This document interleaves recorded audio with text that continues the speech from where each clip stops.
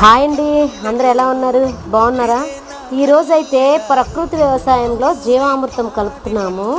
ఇవి మొక్కలకు వచ్చేసరికి వేరు తెగులు, తర్వాత మనకి బూస్టింగ్ కానివ్వండి, ఉప్పు సౌడు నేల కానివ్వండి, వానపాములు లేని చోట కూడా నేలలో నుంచి వానపాములు కూడా పుడతాయి.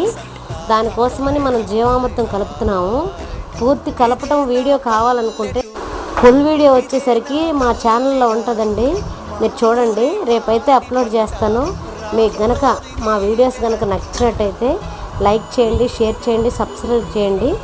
జీవామృతానికి కావాల్సింది 10 కేజీలు వచ్చేసరికి ఆవు పేడ, 10 లీటర్లు ఆవు మూత్రం, అంటే ఆవు పంచకం అని అంటారండి. శనగపిండి 2 కేజీలు, 2 కేజీలు బెల్లం, మనకి చెరువు ఓటు ఉంటుంది కదండి, అది. ఇవి కావాల్సిన పదార్థాలు. వీటితో మనం కలుపుతాం. Full video